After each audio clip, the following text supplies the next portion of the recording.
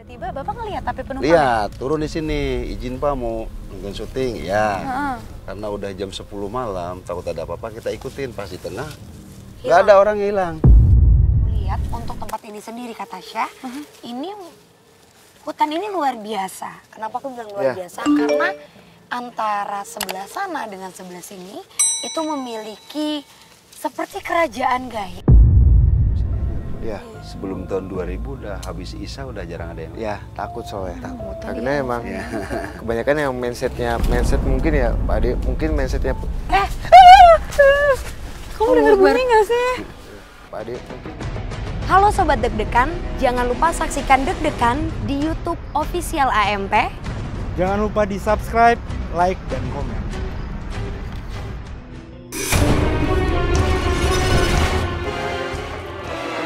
Sosok perempuan yang sepertinya dicekuk.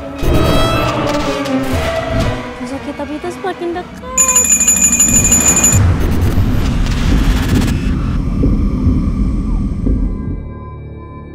Oke, ini kayaknya udah masuk ke kawasan hutannya karena udah pohon-pohon nih. Udah gelap banget ya? Iya benar-benar. Jadi begitu masuk emang kondisinya udah gelap karena kebetulan jam udah menunjukkan hampir jam 12 malam. Di perjalanan menuju ke sini memang sangat minim sekali pencahayaan. Tasya sama Kak Den dan juga Frisly belok ke sebuah pos karena memang kita udah janjian juga sama Pak Ade namanya, yaitu adalah yang jagain tempat di sini.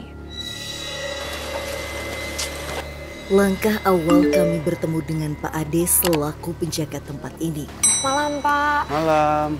Sehat Pak Ade? Alhamdulillah. Kenalin ini temennya Tasya, ada Frisly dan juga Den. Iya. Izin Pak, Iya. kemarin kan kita udah sempat janjian juga Iya. Tasya emang janji mau ngajakin teman-teman untuk lihat-lihat di hutan penelitian ya, kebun kembang Cikampek. Katanya di sini ada kejadian-kejadian mistis ya Pak. Iya. Boleh diceritain mungkin mulai dari apa aja tuh kejadian? Sini ada orang tukang ojek bawa penumpang. Oke. Turun penumpangnya perempuan. Tahu-tahu di tengah hutan hilang. Oh, Pas turun tuh. berarti itu bukan penumpang biasa ya kayaknya. Soalnya bisa hilang di tengah hutan yang notabene-nya ya orang ngapain ke hutan dan hilang gitu. Dan itu kejadiannya satu kali atau beberapa kali? Sering. Tak perlu berlama-lama, dengan jarak yang cukup dekat kami pun diantar ke tempat pertama yang disinyalir kuat akan sosok astral yang mampu menyerupai seorang manusia. Nah, ini lokasinya waktu dulu ini ada pos. Jadi dulu tukang ojek narik penumpang. Saya kebetulan lagi jaga di sini. Oh Bapak di sini Kak bagian Jaga, keamanan. Iya, kebetulan ada syuting di dalam. Oh karena memang tempat ini katanya Sering dipakai syuting. syuting kolosal gitu Iya. ya Pak ya. Oke, terus tiba-tiba Bapak ngelihat tapi penumpang? Lihat, turun di sini. Izin Pak mau nonton syuting. Ya. Karena udah jam 10 malam, takut ada apa-apa kita ikutin. Pas di tengah, nggak ada orang hilang. Ciri-ciri perempuannya tapi seperti manusia normal? Iya kayak manusia normal. Kalau pandangan saya sebelumnya gini, Pak Ade. Jadi emang kalau yang saya lihat di sini emang banyak banget sejumlah makhluk goib yang ada di hutan ini. Dan emang ada satu makhluk yang bisa menduplikasi manusia, Pak. Dia emang lebih ke dominan, wujudnya itu wanita. Wanita yang bahasanya wanita muda yang seakan-akan menumpang ojek untuk melihat syuting yang ada di sini. Ini bisa kelihatan lihat ya, maksudnya kayak untuk tempat seluas ini. Iya. Notabene ada satu orang manusia dan itu kelihatan kayak ya itu udah hutan belantara kan. Iya betul. Jadi memang yang aku lihat untuk tempat ini sendiri kata Syah, ini hutan ini luar biasa. Kenapa aku bilang luar biasa? Karena antara sebelah sana dengan sebelah sini itu memiliki seperti kerajaan gaib. Yang bisa aku bilang itu, yang mungkin itu make sense dengan keadaan rumah yang tadi Bapak bilang ya. Dan benar notabene adalah banyaknya sosok perempuan yang sekedar usil. Jadi kayak mereka tuh memang maunya dinotis sama kita manusia bahwa keberadaan mereka itu memang benar adanya. Betul banget. Gitu. Jadi emang usilnya itu dari dulu sampai sekarang memang ada gitu kejadiannya. Sebenarnya sosoknya itu ada di sini. Perlahan tapi pasti Den Ananda mencoba mendekati sosok astral yang kerap menyerupai manusia. Di sebelah mana, Den?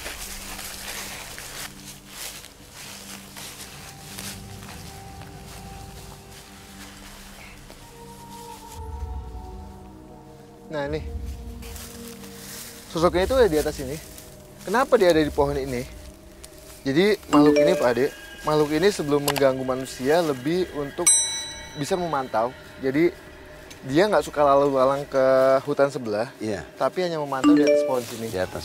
Seandainya ada ojek online atau yang bisa kita bilang yang melewati jalan ini di saat dia kosong ataupun di saat dia mungkin psikisnya lagi down, itu dia mengetahui makhluk ini. Makhluk ini wujudnya itu wujud wanita. Wanita dengan pakaian bukan kebaya ya. Cuma dia menggunakan kain. Karena pakai kerudung. Ya.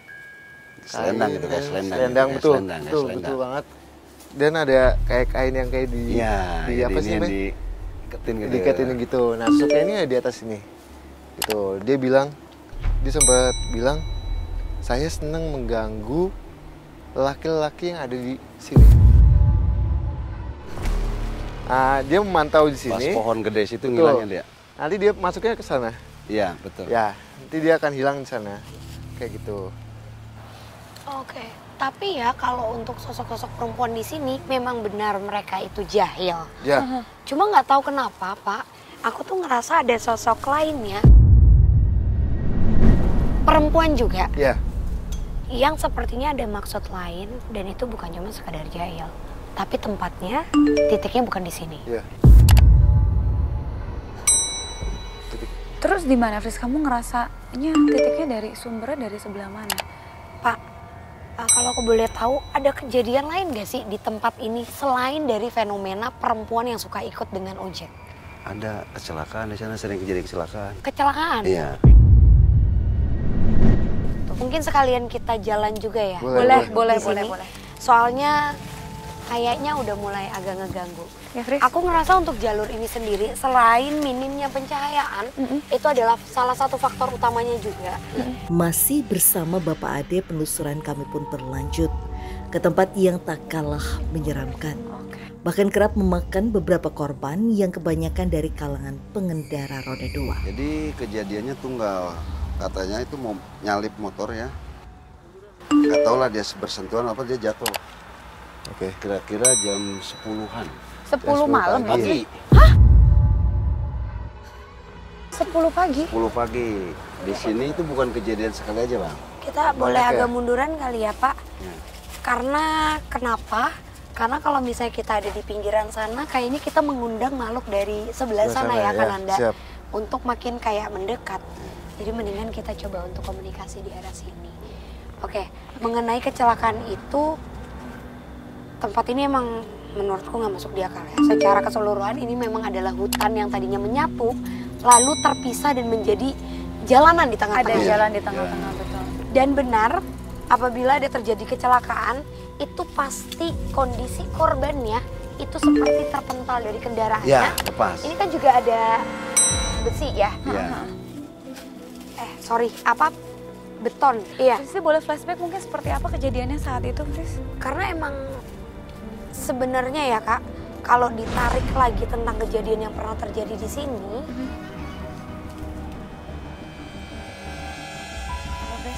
aku harus benar-benar megang sesuatu tuh yang asalnya langsung. Sebentar. Hampir 2 meter lah terpental lepas dari motornya itu. Dan itu kejadiannya siang-siang ya? Siang, baru 3 bulan yang lalu ini. Oke. Kejadian baru, Fris, berarti? 3 bulan yang lalu.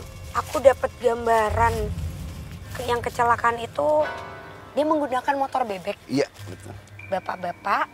Ya. Dan kalau dilihat dari kejadiannya, bapak itu cuma agak kaget karena dari jauh dia lihat jalurnya itu lurus.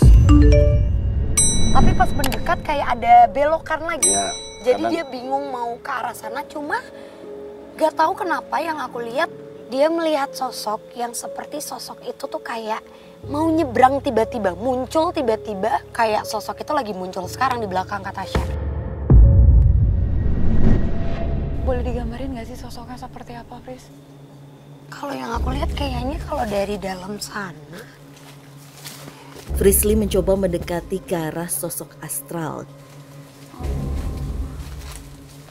Kenapa, Pris? Kamu ngerasain apa? Sosoknya tuh mengendap.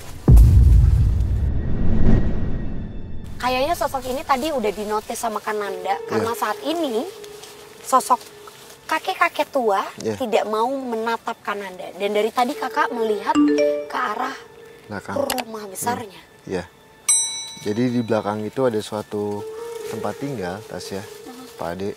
Betul kata Visi, ada suatu tempat tinggal, Pak, pemukiman. Kalau kita bilang pemukiman goib lah ya. Goib ya. Pemukiman goib. Nah, di situ ada sosok kakek tua. Betul kata Visi, dia mengumpat di sebelah situ. Pindah-pindah terus. Pindah-pindah. Nah, dan ini juga kejadiannya nggak hanya sekali aja ya Pak? Enggak. Ya, jadi 2 tahun sekali ada korban. Betul. Jadi emang kebanyakan yang membuat kecelakaan itu adalah sosok kakek ini. Jadi kakek ini seakan-akan sedang jalan, Pak. Sedang jalan seperti ini, tiba-tiba itu kaget ya. Tapi yang saya alami itu kadang-kadang jalan itu kayak 4 cabang jalur. Ya. Kayak yang tadi aku bilang berarti ya. Saya ngalamin sendiri. Betul. Gitu. Tapi ini loh yang buat aku bingung ya, mungkin Pris sama Kak Den, kejadian itu tadi Bapak bilang di pagi hari jam 10 ya. 10. Emang makhluk seperti itu? Itu betul. Jadi dengar suara nggak sih? Dilempar. Ada lemparan. Jadi emang makhluk bahasanya jalanan yang suka mengganggu di jalanan itu siang pagi pun sudah ada Pak Ade. Yang suka mengganggu hal kayak gitu. Seakan-akan itu ada sosok yang lewat, manusia yang lewat tanpa sengaja. Jadi emang itu banyak kejadian hal kayak gitu. Jadi pada saat dia sudah dekat, dia tiba-tiba jalan begini. Padahal itu bukan manusia. Padahal itu bukan manusia. Tapi kenapa Bang, korbannya selalu perempuan, terganti laki? Ya. Ganti-gantian. Makanya ganti-gantian. Ya, kayak gitu. Makanya saya bilang Pak Ade. Jadi makhluknya itu nggak hanya kayak kakek aja. Ada satu makhluk lagi yang suka mengganggu juga. Suka mengganggu yang mengakibatkan kecelakaan depan